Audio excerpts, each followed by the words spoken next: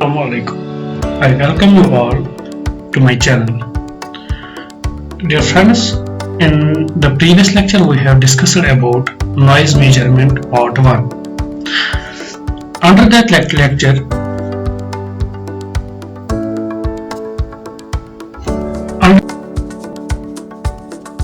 why noise measurement is necessary, how to measure, what are the objectives, and we have talked about the various noise level meters which are used for the measurement of the noise, and among them we have discussed sound level meter and noise dosimeter. In this lecture, that is measurement of noise part 2, I am going to discuss some more important instruments used for measurement of noise. First of all, I am going to discuss about integrated sound level meter, which is abbreviated as ISLM. The integrated sound level meter is similar to noise dosimeter that determines equivalent sound levels or over a measurement period. The major difference is that an integrated sound level measure does not provide personal exposures, because it is handheld like the sound level meter and not worn. The integrated sound level meter determines equivalent sound levels at a particular location.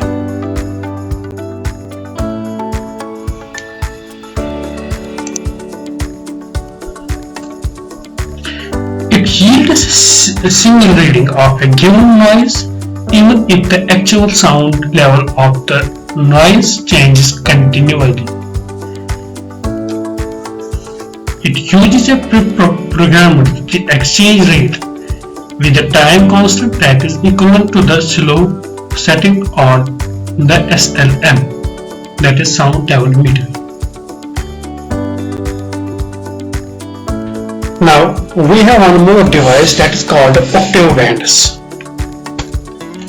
An octave band refers to the interval between one frequency and its double or its half.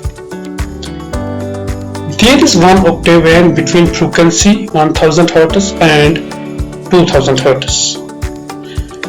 There is another one octave band between 1000 Hz and 500 Hz.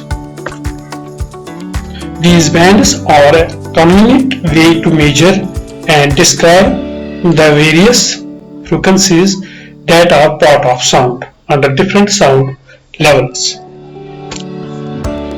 A frequency band is said to be an octave in width when its upper band edge frequency, represented by F2, is twice the lower band edge frequency, that is F1 is to F2 is equal to 2F1. Sound spectrums are usually presented in octave frequency bands rather than in narrow frequency bands.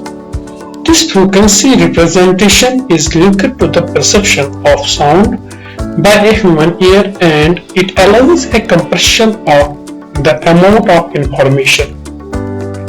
These are the images of octave bands. This octave band is battery operated.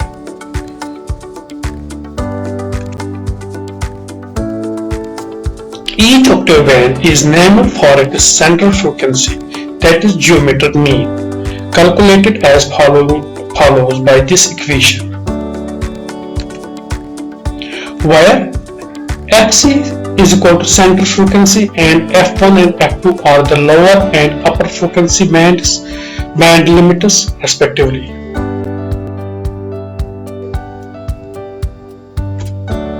These are the two different graphs of the sound pressure levels in the decibels having different frequencies.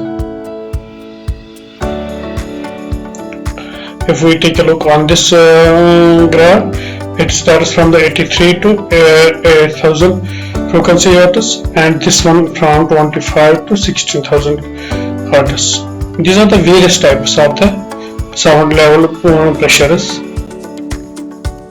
Okay, dear friends, one more instrument which is used for the measurement of the noise is called noise survey meter. as given in the pictures. This is the simplest and the cheapest of the instruments used in the measurement and analysis of static noise. It can be used to identify areas requiring further detailed examination for monitoring noise levels in areas where the frequency characteristics have been determined earlier.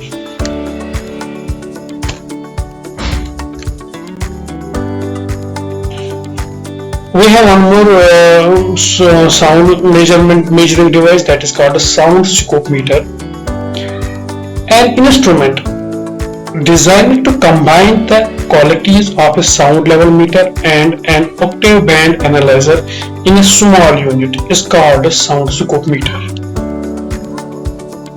It is not suitable for analyzing intermittent noise unless used in combination with the magnetic tape recorder.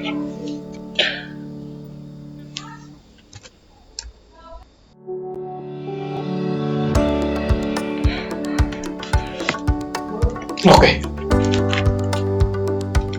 One more device is which is used for the determination of the sound levels, or we can say the noise measurement, is real-time analyzers, or it is also called Octave Band analyzers. They are special sound level meters that divide noise into its frequency components. Most sounds are not a pure tone, but rather a mix of several frequencies. The frequency of a sound influences the extent to which different materials attenuate that sound. These are the two different pictures of real-time analyzers, and these are the display having the sound levels with different frequency components.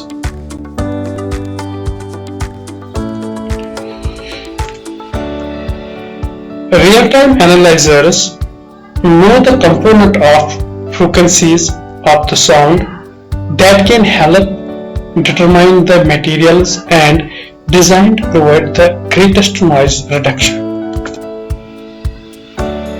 This type of device helps us to determine the feasibility of controls for individual noise sources for abatement purposes and to evaluate whether hearing protectors provide adequate protection.